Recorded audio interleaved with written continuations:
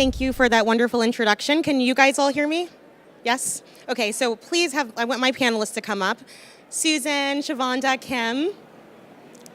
So first of all, thank you all for getting up this morning and coming out. I know sometimes in Vegas we're all a little draggy in the morning, so we definitely appreciate that. Being part of this panel was really important to me because we all live and breathe small spaces. And this group of ladies and I all live in small spaces. This is not like fakery. I'm not going back to my home in Connecticut that's sprawling. My home in Connecticut is small, and I live that way on purpose. So I just want to introduce you guys to our panelists. To my right here is Susan Serra. She is a kitchen designer that's been in business for how many years now? 90. Okay, 90 years is a long time. She's not been in business for 90 years. For 30 years. And she comes with all kinds of expertise. She's been in every single publication that you can imagine in the home industry. And I'm so delighted that you're able to be part of our panel. Shavonda Gardner. Hello, my dear. Hi. Lifestyle and design blogger out of California. She has, I don't know if you've seen her blog and her style, but this woman believes in living large in small spaces. There's nothing that she's afraid to do in color and print, any of that, she's going to do it. Kim Lewis, who has sat on panels with me before, was the host of Tiny House Nation and also on Extreme Home Makeover. She travels the world nonstop, now lives in a tiny home with husband, 6-month-old daughter, and your dog whose name is? River. He's 85 pounds, by the way. Okay, so the not so tiny dog in the tiny house world. So that is our panel. And, you know, again, it's called Inside the Box because we really want to talk about the way we all live. And what's happening now is it's really not just about tiny spaces and that's the only space you live in. It's about taking these ideas and moving them into your big space. Everybody has an awkward space. Everybody has a space that they're uncertain of what to do with. And at House Beautiful, you know, we have 10 issues a year. Our small spaces issue is the best-selling issue because everybody needs advice on what to do with those interesting rooms that are just kind of hard. And the thing is that I think there's a lot of misconceptions about how to design and live in a small space. And we're here to break all those barriers. So, with no further ado, we're actually going to start with Susan's space. And we're going to see if I'm actually going to go back here. I told them that I'm not good at having a clicker and a hand mic, guys, so just like, bear with me. So these are some of the spaces we're going to get into, but first we're going to start with Susan's. And her general style is like Scandinavian design. And I think there's probably a reason that you gravitate towards this style overall. What is it about this style that you think lends itself to small spaces? Well, it's interesting. My heritage is 100% Danish, and I've gone to Denmark my whole life. And I have lived with and visited my very large extended family, and they all live in very small spaces, and they're all happy to live in very small spaces. I'll tell you, it took me so many years to wonder, yeah, but don't they want a big American type house? No, they're happy in small spaces. So it's really been an interesting journey throughout my life, thinking about small space living, plus the fact I owned an apartment on the Upper West Side and designed that into smaller spaces. And the point is, you can have both. You can have an aesthetics and function in a small space. You don't have to sacrifice aesthetics. So it comes from my Scandinavian background. And so when we're looking at your kitchen here, what are some of those principles that you apply? You know, the rest of our panelists here, we all created sort of different spaces. And so Susan is the one who I kind of had focus on kitchen since that's what she does. And so what are those elements that we can see? And there are about 5 slides of yours here, all of one space that lend themselves to living effectively in a kitchen, especially because the kitchen has to function. Oftentimes you have to, you're having a meal there as well. So it's got to do a lot more work than some of the other spaces in the house. Yeah, absolutely. This has a few elements. First, I will say my kitchen is about 200 square feet. Technically, the NKBA says that kitchens below 250 square feet are small. So this is not a tiny kitchen, but it's certainly smaller than most suburban kitchens. What we are seeing here are several elements. there is continuity in terms of size, in terms of the door styles. I just kept it simple. So the more simple, the more it can flow. The backsplash and the countertop is the same as you see. One thing I feel is an interesting paradox is I kind of feel the smaller the kitchen, the bigger the sink can be, especially now when you have so many accessories and you can have countertops, accessories to go over the sink, and all of the prep and the mess can be in the sink and the accessories itself without overflowing to the countertop and making it very messy. So I do feel, don't shy away from small sinks, large sinks in a small space. But there's also, you'll see, particularly in this slide, for me, it was not all about maximizing every single space for cabinetry. You know, that's a really big issue, especially for our American kitchens. Everyone wants to maximize storage. It's what we're all about, isn't it? I feel that at the beginning of the design process, aesthetics and function have to be equal players at the table. I don't feel that form needs to follow function. I feel that the aesthetic layer is important. So to that end, I have some storage in the surrounding room, in the other room, and I wanted to feature art. I have a lot of Scandinavian art and objects, and just wanted it to be like a little bit of a more comfortable living area.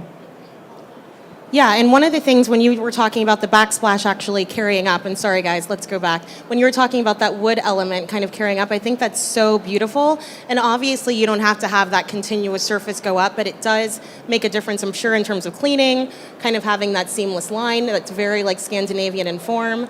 So, you know, and the open shelving on top. So I like the mix of open and then just that one small element. I don't know what you have hiding behind there, but that one small element at the top there where you do have kind of hidden storage. Do you remember what you have up there? Where? Oh, you above the ovens? Actually, right there. Oh, in that cabinet? Yeah. Coffee cups. Coffee cups, a whole row of coffee cups. Coffee cups. So this is the other side of Susan's kitchen. And one of the things that you can see here is where your oven is. This is your range, correct? Or your countertop? My cooktop. Your cooktop, yes. And downdraft. And so Susan made this look like a piece of furniture, and there's a purpose for that. Yeah, well, I wanted a regular wall. I wanted a wall. I did not want a hood. I could have had a hood.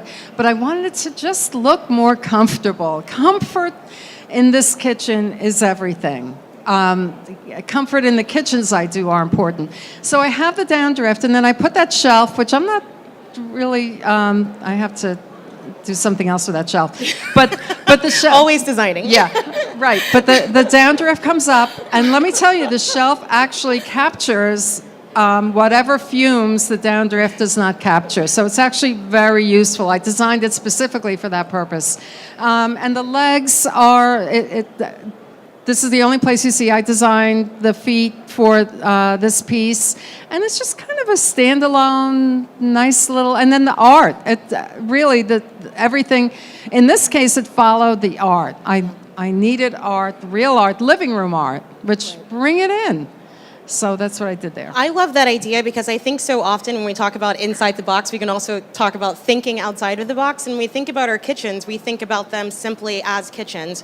Why can't you have a space like this where your cooktop is in a piece of furniture, where you can showcase the things that kind of contribute to your own natural aesthetic? Susan loves art.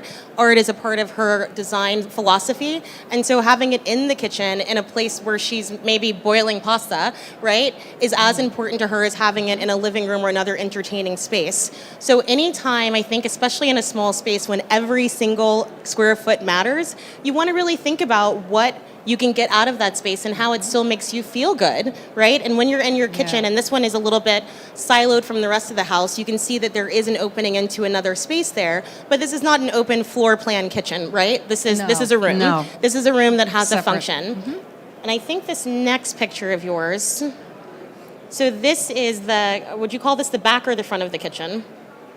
Either one. Okay. Depends on which way you walk in. Yeah, that's right. So this is where the family gathers, correct? Yes, it's not a large area, but comfort is always top of mind for me. I like to put a sofa in a kitchen wherever possible. This is a real sofa. It's from Design Within Reach. So what I like to do is raise the legs, pick a sofa that you can raise the legs, and people say, oh no, but it will get dirty, it'll get horrible. It doesn't. It really doesn't. Sure, you have to be a little careful. If you have, young kids, maybe put a little textile on it or something. But I have been living with a kitchen sofa since 2003 in three of my homes. It's a magnet for social interaction. It's a magnet for relaxing, for lounging. It's multifunctional. It's not just, it's adding softness to the kitchen, soft furnishings. So, and that table also can move out further, so then there's a little ottoman there, and then it becomes a sectional in a 200 square foot kitchen. Well, and that's one of the things I think we're going to get into as well, is when you're looking at furniture in your small space or looking at furniture in an awkward space, you want to look at pieces that can do more, that can function in different ways and be different things at different points. And so the fact that you can move that table out a little bit, make that into a real sectional in the kitchen when you have more people around, it kind of almost all of a sudden you have a breakfast bar ready to go in your home, which is an amazing thing, because when you don't need that, you get the space back in your kitchen, right? Yeah, I'd like to say one more thing. Sure. With small space, you may want to also think about nature and about views and about window size. The more you can, relate to nature, it'll give you a feeling of well-being. The light, it can help with energy efficiency in terms of light and heat.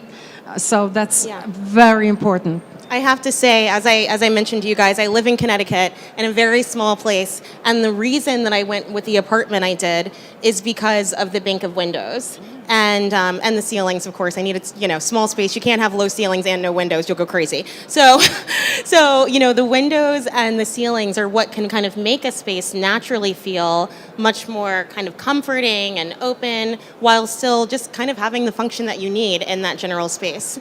So I think, Shavonda, I believe you're up next, darling. If you didn't know, that's her. And so where are we in your home right now?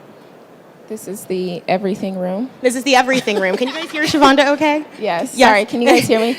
Yeah, this is basically the living room, the dining room, the homework room, the everything room, the office. Yes, our house is really, really small on purpose. And so, this is our everything room. And you have, how many people are in your home? We have 4 plus a Great Dane. Okay, I don't know what it is about people in small spaces that want massive animals. You need to get my lab and your Great Dane together. So we used to live in a much larger house, and we had a tiny Chihuahua, and then we downsized and got a pony. I'm still trying to figure out why we made that decision. I don't know. So one of your design philosophies is that you can live small, but you are also going to live large in that space, right? Yeah. And so what are some of the fundamentals that you bring into your small space design to make it comfortable for yourself, to make it comfortable for a family of 4? What do we see in the space that kind of reflects what you do? So kind of like my biggest thing when it comes to design is I just feel like for a lot of people feel like there are certain rules. And one of those rules is that whenever you live small, like you can't have certain things in your house or you can't do certain things. So kind of my philosophy is really changing that. I believe that spaces and homes should work for you, not you work for it. So my number one goal is always to figure out what people want first and then design the space around that, not try to do it the opposite way around. Mm-hmm. So for me, I love really moody spaces. I don't like light and bright, and I know that that's probably like the anti thing to say as a designer, but I don't. That's not how I want to live. That's not the space that I want to live in. So pretty much all of my spaces are really, I use very dark, bold colors. I also believe in doing a lot of layering. I travel a lot. I've lived in a lot of places. So I'm not a minimalist at all. Yeah. I'm kind of much more of a collector. And so I just believe that when you surround yourself with things that you love, your spaces, you love and appreciate your spaces so much, you don't necessarily feel or feel like you're missing anything or that you're losing out on anything because you don't have the square footage. I just feel like my life is really full, and I surround myself with those things that make me happy. And what I love about that, because everybody up here obviously works with clients, except for me, but everybody else works with clients all the time, and you really have to interpret your design philosophy for other people. And so when you're talking about you want to design around the way a person wants to live, not what they think they can live in. Yeah. Do you have like an example of that? I think probably, I'm working with a client right now who has 2 very small children, and who has a house that has, like formal living spaces, formal dining spaces. And she was like, I'm not a formal person, so what do I do with this room? Awkward spaces in big houses, folks. And, the first thing the thing that I encouraged her to do is, if you don't want to use it for that, what is something that you wish that you had, or a space that you wish that your family had that's a necessity for you and the way that you live? So we're working on taking those more formal spaces and making them work for her family, and it's been a really great process. But again, I think that she just naturally assumed that, okay, this is a formal living room. I need formal living room furniture. I have to make this space what it says on the floor plan. Right. And just shifting the mindset. Really, for me, it's mainly about shifting people's mindset. Mm-hmm. Yeah. No, I love that, because I'm originally from Atlanta, which is the land of big houses. You don't need a lot of money to have a monster mansion down there. But you do find people with a lot of homes that are huge that they don't really know how to furnish, or if they do spend the money furnishing them, those rooms sit dusty for like 9 to 10 months out of the year. And you kind of think, when you're dealing with the family in particular, could they be using these spaces better? How could these function for them more? And that's what I mean when I say these small space ideas really translate into large spaces, because we all have those rooms that aren't doing the best work for us. And when you're paying for the house, get the square footage that you need to do the thing that you want it to do. What I love about your style is that you're not, like you said, you don't kind of do the light and bright thing. You're not afraid of the dark paint. You're not afraid, let's see here, this is your dining room, yes? My dining corner, yes. Okay.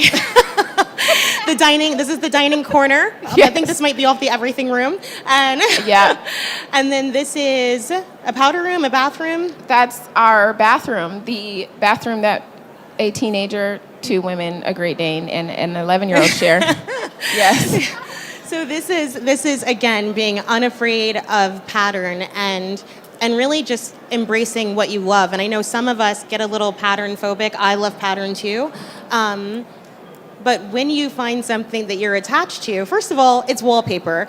This is not the wallpaper of the 1950s. This is the wallpaper of now. You get a professional to put it up. It's not a drag to take it down anymore. And so why not have the look that you want in the moment that you want it? Lord knows there's plenty of removable wallpapers now, but you can also have the real deal thing and really embrace what you love. Let me see, and I think you've got one more here. A very subtle laundry room. Yeah. So again, and your philosophy about color is just, if you love it, embrace it. Is that correct? That would be it. Yeah. I mean, it's pretty simple, but what I love here is that, Susan, with the kind of Scandinavian appeal, is very, like, your style is not so colorful, right? Well, I bring it in with art. You bring it in, right. I bring it in so with this is art. a different way of bringing it in. So you're Yep. bringing it in with pattern kind of infused on the walls. You're bringing it in with art, kind of letting the art do all the talking in the space. But either way, you're both living in spaces that ultimately bring you joy, which is the whole point of even being a homeowner and having a house and putting your own stamp on it. So I want to move on to Kim, and also unafraid of color. And Kim, where are we here? This is actually a tiny house in Austin, Texas, that I designed for a television show called Tiny House Nation, if you've heard of it. So yeah, this is sitting under a beautiful live oak, and I call these my Candyland staircase. It's really fun to walk up. You're like, I feel like I'm on a game of Candyland right now. Yes, I'm not afraid of color. And so one of the things that you believe in is kind of these transitions between indoor and outdoor space, especially if you're in a small space. Can you speak a little bit about how you've incorporated that into some of the homes you've created? Yes, my husband and I actually live in it's 570 square feet. And it's actually two trailers it is trailers. We live in trailers. Not afraid to say it. Yep, we live in a trailer. Yeah, and so it's two together with a breezeway. So we've actually used, big La Cantina sliding doors and to create more of an indoor-outdoor space. We literally, our kitchen is 80 square feet, and so we have to have windows and doors. We actually have a kitchen pass-through. It's actually in this design as well, just to be able to... That's where the bar stools are, right? Yes, Or the the bar Okay, stools. yeah. So that's kind of a pass-through from the kitchen. We live in Texas. You like to cook outside and barbecue. I'm vegetarian, but, whatever. And barbecue tofu, it's fine. But, so it's all about windows and light. When you live in a space this small, y'all, you have to have light, and you have to. And so, yeah. I think when you guys have been looking at these spaces, one of the universals, no matter what the design philosophy is, again, is the light and the natural light pouring through that makes such a difference. And I mean, even that sofa that you were laying on in your everything room had a whole bay of windows, and it just seems like architecturally, if you can have it, that's the thing really where you want to put your money if you're building a small home, right? Yes, I would say if you're remodeling or building, I would highly recommend putting money in the windows. Really nice insulated windows. That's where your investment is truly. Those doors have been kind of the key feature for us, and we love that indoor-outdoor relationship. We're so technology is so prevalent in our lives right now that being able to just get outside is so healthy, and so for us, it's a way of living. Yeah. Do you both also have outdoor spaces kind of off of your home? Yeah, I do. In Okay. a few parts of the home, I do. Mhm. Yeah, that just kind of naturally lend themselves to the outdoors. Oh, yeah. Yeah, and Yeah, same yeah. for you? Yeah. We actually bought our house for our lot, not the house. Oh, for our the- lot is probably 5 times the size of our house. We have a really big yard. I did too. So somebody's mowing all the time? Yep. Okay. Yeah. Are you mowing all the time? Unfortunately, yes. So we bought it for the out. I mean, we live in California. We're Right. really lucky. I mean, even though we're not in Southern California, we're in Northern California, but we get to experience really amazing weather, 9 months out of the year. I have to say, I unfortunately do not have my own outdoor space. Like I said, I live in New York lifestyle in Connecticut. And so one of the things about urban living that can be really hard is not having that outdoor space. You have to pay a premium for a 3-foot balcony. And so that's, again, why the natural light becomes so inherent. And really just, finding a place where you can get outdoors. I'm at least lucky enough to be walking distance to Long Island Sound and to the beach. But like having that outdoor connection is so inherent to kind of being able to breathe in your space, which is so important. Kim, I'm going to go to your next slide here. And so is this your home or a different home that you put together? This is a different home. Okay. So tell us what's going on in this space. Yeah, so this is 10 feet wide by 32 feet long. My client in this one wanted his surfboard to be used as a coffee table. And so when you're drawing tiny homes, y'all, you're trying to cram, so much in a little space. The key word in this design is multifunctionality. More people are living and working at home. Yeah. And so, again, with technology, a lot of people are working from home, and that trend is going up. And so I needed to be able to, this client actually owns a winery, and they work from their home. And so this island is actually a custom design with casters. And the top flips up, the butcher block top flips up, and that's their dining table. We actually have the same exact design. So you said you have a dining corner. We have a little butcher block top. Someday we'll upgrade, but right now it's working, sort of. It's not easy. I mean, it's tough living in a small space. But what I love is it requires you to think differently. It requires you to be smart. Even things like cleaning solutions, we have little vials of concentrate with a glass bottle, and so that we're not going through so much in terms of sustainability. And so it really makes you think differently. So this design, again, I'm also not afraid of color. I kind of go between light bright and moody. My house is more light bright. This one's like light bright with a touch of mood. No, it's all good. But I do kind of want to break a barrier here that people often say, I can't use a dark color in a small space. Y'all, that is so false. It's just false. With this, I feel like color is an opportunity to create optical illusions. So you've got truly, if I were standing up right here, this is the other wall in this space. I mean, it's so small. And so what I did with the paint, we wanted to bring a touch of masculine to the space, so we wanted to use the matte black wall tiles, but I carried it onto the ceiling so that it gives the illusion that the space is longer and taller than it actually is. This is a slope ceiling. It goes from 9 foot to 10 foot to the top, which is about as tall as you can go in a true tiny home that is mobile. We used color to create a larger feeling space. So don't let anyone tell you can't use wallpaper or dark colors in a small space. It's just wrong. In fact, one of my favorite places to use wallpaper are powder bathrooms. It's just such a fun place to give a pop of personality and something different. And don't forget to use the ceiling. So many times designers, use walls, but we forget about the ceiling. The ceiling is truly that other space. Yes, the fifth wall. Thank you. Yeah. That's what I was looking for. The fifth wall. And so it's really important to think, what are you going to do with the ceiling to make it really kind of tie the whole room together? And I love that, because I don't know if you guys just recall 10 minutes ago, we'll see how awake you were, that your space, Shavonda, and your space both have these black ceilings. I'm pretty sure most of you in the audience, including myself, have never gone that bold, and yet it works in these spaces effortlessly. Okay, I need another cup of coffee. Effortlessly. So I think that is really key. I mean, people are afraid to use color in their big houses that are 5,000 square feet, let alone in a small space. And you're right, we have so many notions about color, but really it brings your personality to the space and really helps liven it up, and also gives it a little bit of charm and warmth that you wouldn't otherwise have if you're just dealing with essentially white walls everywhere.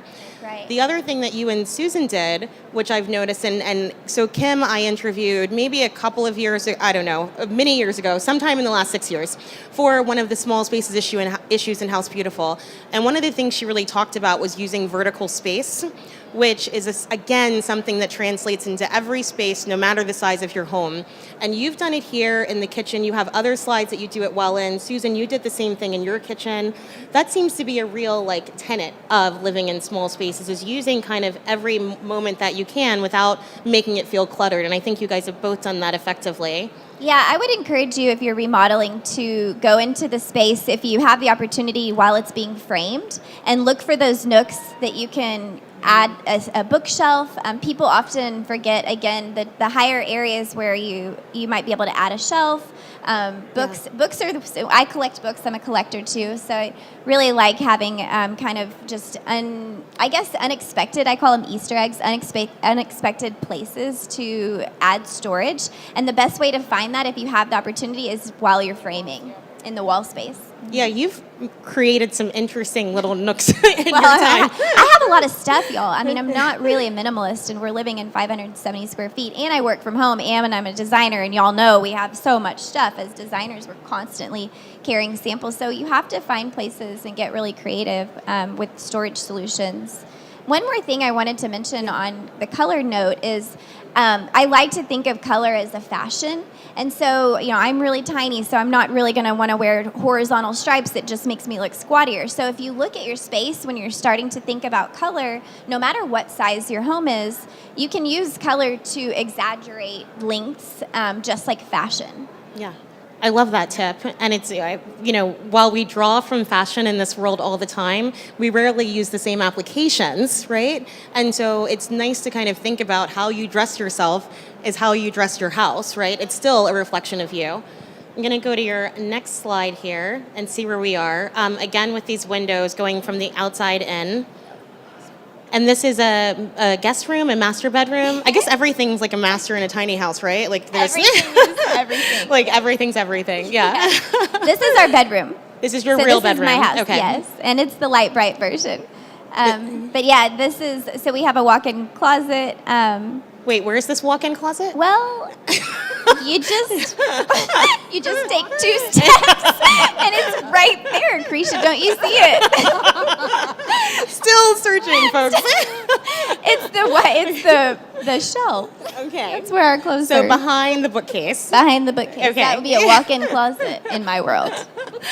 You know, This is tiny living, When y'all. I first met Kim, she was still a tiny living person, still living in a tiny home, but she was living by herself. And now her husband's in the back there, their baby's in the back there, and now the big dog. Wait, maybe you've had the dog a long time though. No, the dog came with the husband. Okay, so and then the baby came. So, but the square footage, has that changed in your life? No, the square footage has gotten smaller. So I'm kind of consistent with the actual stats of what's happening in America right now. No, not necessarily. Our houses are getting smaller again. Our families in America are getting smaller. Yeah. My family got bigger and my house got smaller. I used to live in a bungalow. Yeah. Probably similar to what you're in Austin, 2 bedrooms. But what I found was in that point of my life, now this would be very different. The second bedroom just became this place where I kept things and stored things that I didn't use. Right. And so I was excited to jump over to tiny home living. Now that we have a child, it would be really lovely to have a second bedroom, but we're making it work. Well, she's only 6 months. At some Yes. point, you're going to need one more trailer. Yes. If anyone wants to buy a tiny home, see me Texas. after. Not In Texas. Is the walk-in closet the baby room now? Yeah. No, she's sleeping next to me right now in a bassinet. A little bassinet, In okay. a basket. Okay. Yep. I'm hoping she's not like a plant. You know, some plants only grow as big as the space that you give them. I hope not too. So this is another home, correct? Yes, this is the first home we saw. So I called this the mid-century Marfa house. It's kind of a desert bohemian vibe, which is a common thread through a lot of my designs. I am also a collector.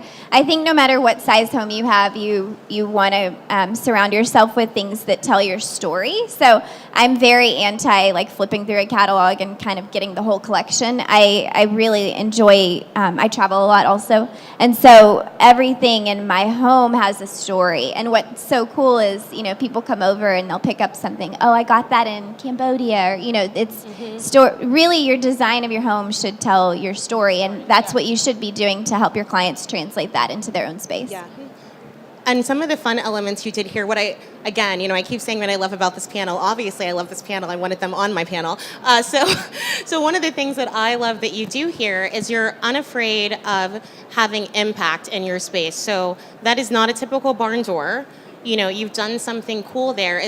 Can you tell us what that is? And Yes, this is actually a copper panel. So if you have access to, it's a custom barn door. I like using barn doors in small spaces because you don't have the swing, and it becomes a piece of art in the room. So if you have access to someone with a CNC router, you can have a sheet metal made of any pattern your heart desires. And we framed this out, and that's the door.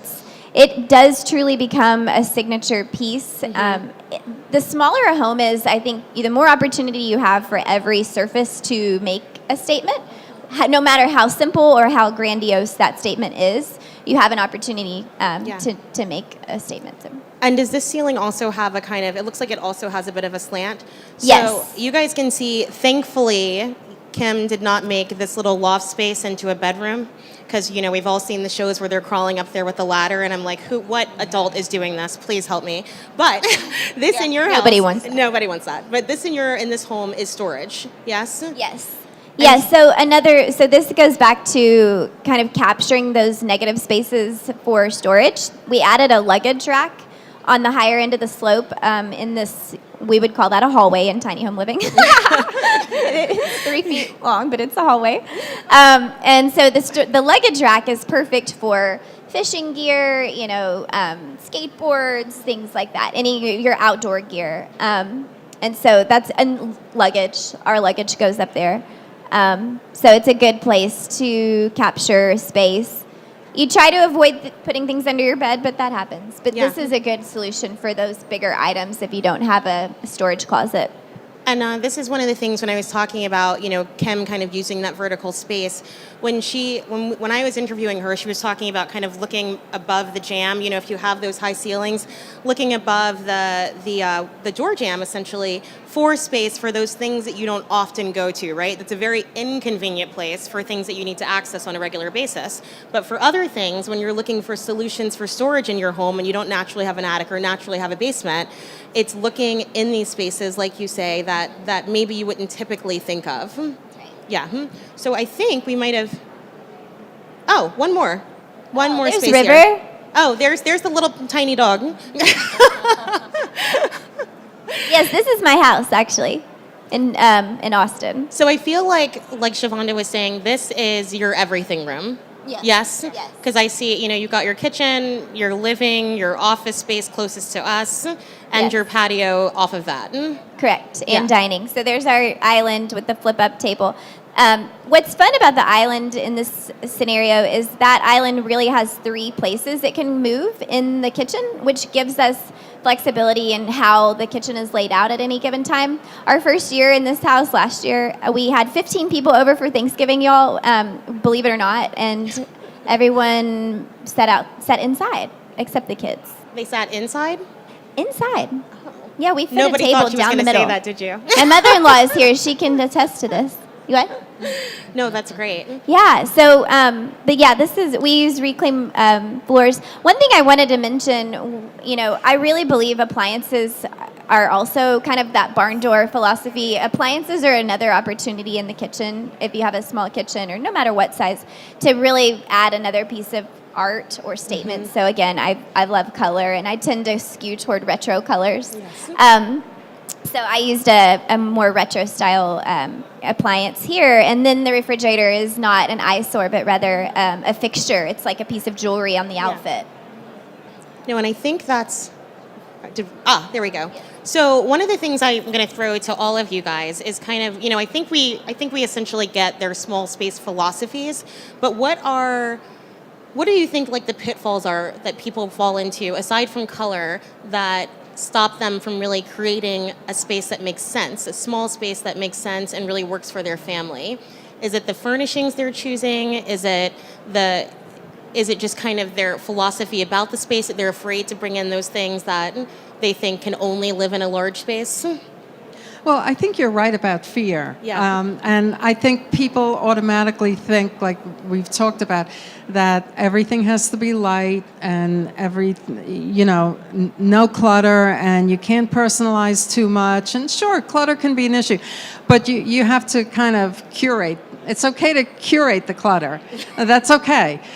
In my case, actually, in my kitchen, one thing I didn't mention is that the reason I chose the art to do the speaking, and this is, I think, a good point for small space living, is I have the solid elements, but then I can change. My point was early on, I can change the art.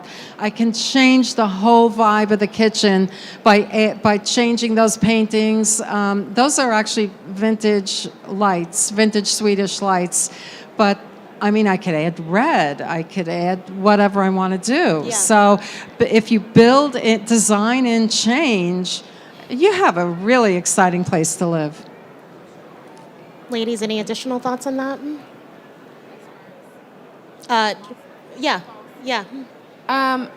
I think that people, one of the pitfalls that I feel like a lot of people don't understand is that whenever you are living small, it's a lifestyle change. You really have to change the way that you live. You have to accept, really, it's really acceptance and changing the way that you live and understanding that your house is not going to be the same as everyone else's, and like you have to let that go. Yeah. You know, and once you realize that it is changing the way that you live, it's changing the way that you think about space, it's changing even the way that you communicate within your space. I found now that I have, my family lives in a space, it's like we're so much more considerate of one another in that space. When we lived in a bigger house, like we didn't everybody had their own. Yeah, everyone had their own space. But now we really have to be considerate of the fact that everyone is sharing this space. Right. So it's changing. It's a mindset, really. Well, that kind of brings me to like the benefits of kind of living this way. I can tell you, for anybody that's married or in a couple, one thing you will find out very quickly is if you love your spouse. Because living in a small space, you are right there all the time, And Kim, you got married, last year, 2 years ago at this point? Yes. Yes. A year ago. A year ago. A little over a year ago, Like, yes. there's no getting away from the other person in a small No, space. and I love him. He's Yes, here. they're So newlyweds. all good things to say. However, we do have a funny motto in our house. Y'all know the struggle is real. We say the shuffle is real. Because small space living, you're required to kind of constantly shuffle things. Yeah. And so if you're, not up for that, then don't do it. But the shuffle is real. I mean, it is kind of using what you have to make it work for what you need in that moment. And it challenges you, like you were saying, we're such a consumerist culture. We get something, throw it away, get something, throw it away. What I do love about the benefits of small space living is it requires you to be a little bit more mindful and a little bit more intentional with what you have, and even things like our cleaning supplies, like things that affect the planet. That sustainability factor is still a conversation, friends. And so, yes, it's that. We really want to be more mindful and more intentional. And so I love that living this way, although it's very difficult, it requires me to think a little differently about what I need. I did want to go back to, we were talking about the light. Yes. One of the things that I have in my house, which I didn't show, and one of the things that I always suggest to clients in a small space is a skylight. They're life-changing. We put one in our bathroom, and our bathroom was an interior space, so there was no place to put a window. It was tiny, it was cramped. It's like 4 people sharing like this little 50 square foot bathroom. Right. Really look to the sky. Just like, wrapping wallpaper or your wall color up to the sky, use your ceiling as a source of light.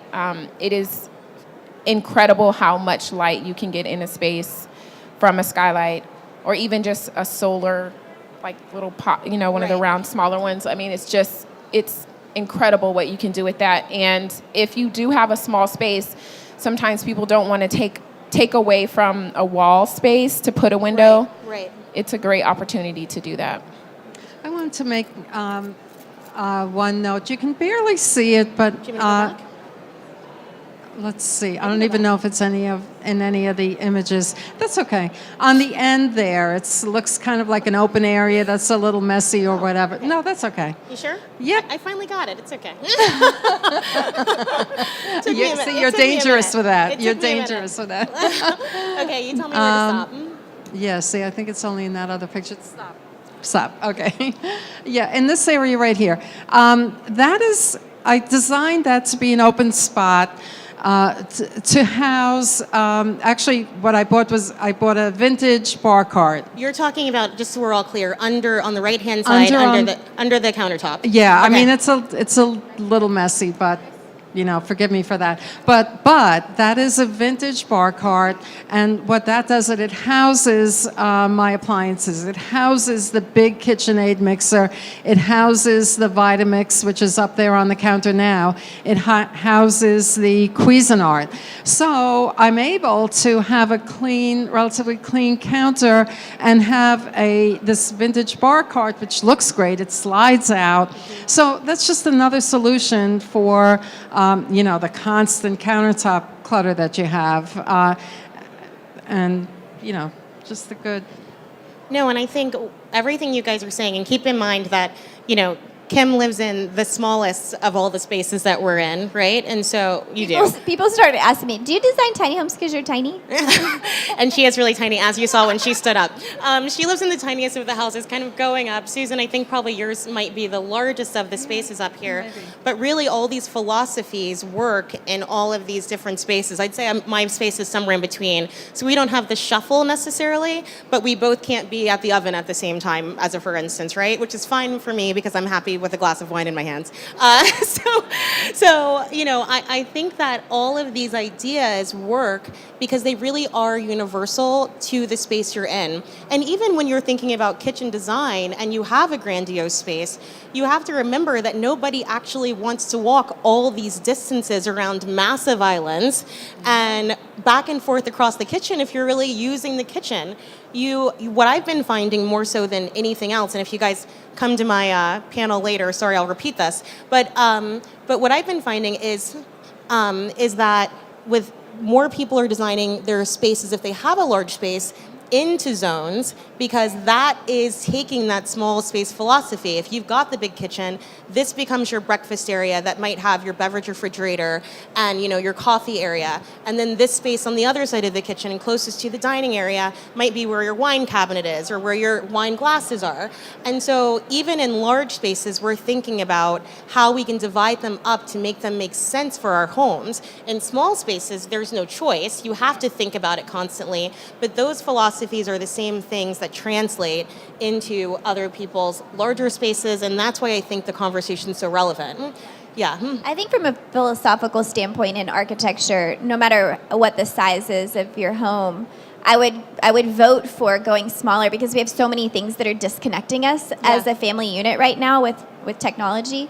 And so I think from an architectural standpoint, it's really, there's a reason to fight for a smaller footprint. There's a reason to fight for it. Yeah, we always say, since we downsize, we have a small home, larger life, and small homes breed close families, and that is so true. Like, I am very fortunate because I have a 16-year-old who doesn't hate me. And I'm pretty sure that's because we are forced to live so close together. But yeah, yes, small homes definitely breed closer families. I agree. I want to make sure that they didn't tell me I'm allowed to do this, but I assume I am. Are there any questions in the audience? Anybody have questions for any of the experts up here about small space living? Yes? Did you do this? You're just saying hello. She and I worked on Extreme Makeover together. Oh, you were on Extreme Makeover together. Very cool. Well, hello. Does anybody, if nobody has any questions, I don't know when our time is officially up, so I'm assuming I have 5 more good minutes. So the other thing I'd say, and raise your hand even if I am talking, the other thing I'd say too is, you know, while you were talking about the shuffle, I was thinking about just the point of view of multifunctional furniture and furniture that can kind of live in whatever space you're in. So even if you are somebody straight out of school that maybe you don't want to live in a small space, but you're living in a small space and you have to think about how you're going to live and how this furniture is going to translate. I remember when I moved into my space, I found in this great vintage store this dining table that essentially goes from like a little end table that's only 24 inches with folding down on both sides. It has 2 leaves that you can add into it, and all of a sudden becomes this oval like table that can sit about 6 to 8 people in it comfortably. But it can do a lot of things, and it can live on in other spaces. And I feel like when you're in small homes, kind of like your vintage piece there, even though it's a bar cart, that can go other places. When you're talking about your butcher block, doesn't matter where you move, that can live in lots of places. And I feel like that's another key to just being smart about furniture anyway, that you want those pieces that can grow with you, but can also downsize with you. Yeah. Go ahead. It's like the sofa that I try to build into as many kitchens as possible. It acts as another place to maybe get away from the main living area, or so it expands the functionality of the kitchen into many ways. Yeah. What were you going to say, Kim? Well, I was just going to say, again, people are working more at home. And so even like the sofa table doesn't just hold pictures now and books. It can actually act as a desk. And so you don't really need, what I love about working in the same space is, again, back to that connecting family. your office is no longer another destination room, you can work in, if you're able to not be distracted, you could use a sofa table as a desk instead of just having picture frames and books on it, you know? Well, and we are at House Beautiful. We're building a house this year in Nashville. That's part of our second iteration of our whole home project, which is actually, it's not a small house, I can't lie, but it is taking some of these same philosophies because we believe that your home should be a refuge for you, and we believe that your home should help you make smart decisions about how you live and how you function. Even like last year's kitchen had a cold larder in it so that you would see fruits and vegetables before you saw snacks and packaged goods. And so the idea with you talking about home and home office, and we're seeing the stats, more and more people are working from home, and in that environment, you need a space that still feels like you're working, where you can disconnect. Some people can cut it all off. I'm one of those people that needs the quiet in order to work. And finding a way in a small space to kind of carve out your nook that really feels like a work area, but doesn't take away from the fact that it's your home, I think is really more of a conversation that we're going to be having as time goes on, because really more and more people are working from home. More corporations want us to work from home so they can save a little money on the square footage in these buildings. You know, it's all a part of where we're going, I think. All three of you work from home. Oh, yeah. Yeah. I don't. I get to commute every day. So how much time do we have? We have a question? Yes.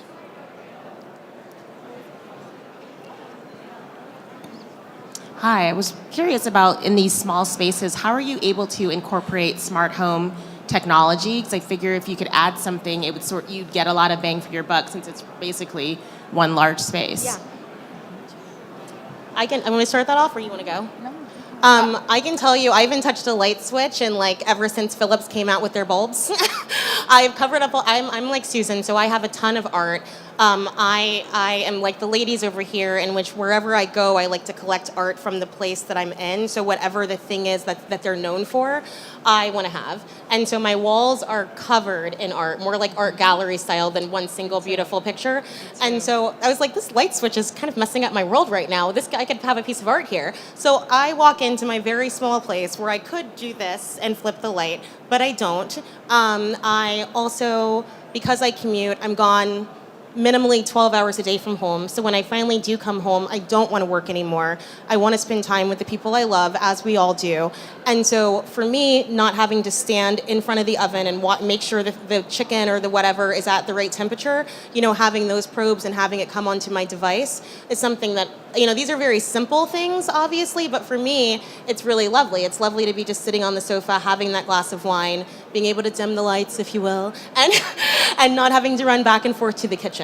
So, please. Yeah, my kitchen lights, they're controlled by an app. She means voice. I wish. Yeah, no, that's next. Google Home is right there, to help me find solutions, whatever, my problems are. Of course, USB in receptacles and Sonos and, other things by these smart home apps are integrated into the kitchen. And I'll say one thing about clutter. I have a phobia of cord clutter. I think I have 2 phones, an iPad, a MacBook, a desktop Mac, like all of this, and it's like too many cords. We changed out all of our outlets a couple of years ago to be the 3-prong plus the USB ports.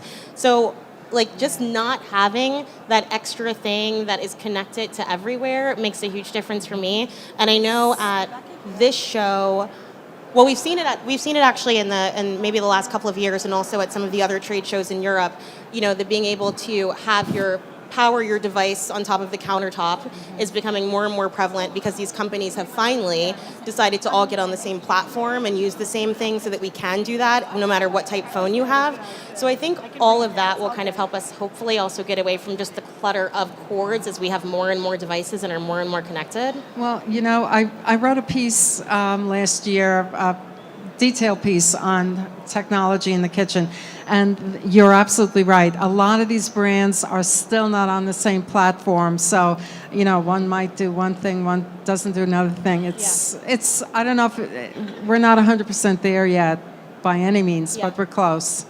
Yeah. Any other? Yeah. Oh yeah, I have a Google Home too. Smart appliances. My oven starts by itself. So many people are afraid of that. Can you get them over their fear? Because people will say, I don't want my oven to start by itself. What happened? My house is going to burn down. Like, this doesn't happen to you. You still have your home. Yeah. Mine is just I'm just busy. Like, you know, I have a teenager and an 11-year-old, and I'm busy. And like, by the time I get done with softball pickups and whatever, I need the oven preheated. Yeah. So I can just pop on my cell phone and turn on the oven, Yeah. and by the time I get home, it's done. And then yeah. we have solar powered. Our skylight's solar powered, and we can Oh, love that. control it with my cell phone as well. So Yeah. I mean, our house is pretty connected as well. I feel like you're off the grid. Don't look at me. I know, for you're off the technology. grid. She's off the grid. I can see my husband laughing. He's like, don't let her talk about technology. I mean, I feel I pride myself in driving an old 1977 Ford pickup very truck cute. that doesn't have USB. What? Bluetooth. I'm still excited about Bluetooth speakers. She's not your audience, but That's a different panel. Yeah, I will say I feel like, just generally speaking, with smart technology, it should be about convenience. That's really what it's about to be supposed to be about in any given space. And whenever you have something be more convenient, then you're buying back time, and that's all I think want is time for ourselves, time for our families, and so anything that can get us there is good. Anything that doesn't, that becomes a headache or becomes problematic in the world of technology, we quickly drop, you know, so it can work, and it does work in these small spaces. It can also give you a lot of freedom, like if you have your, if you want to pile up sofas and all sorts of things against the back wall, and you don't want to have to lean over your sofa to pull the drapes or whatever, having electronic or tech-driven shades, you know, from any number of these companies is something that kind of gives you ease of access, right? That you can design the space the way you want to and not have to kind of do all these things to do that shuffle, if you will. It all sounds so nice. It all sounds so nice, yes. Any other questions out there? Does anybody live in a small space, or are you guys just here to, like, you do? Okay, the person that asked the question lives in a small space. You guys are all in McMansions.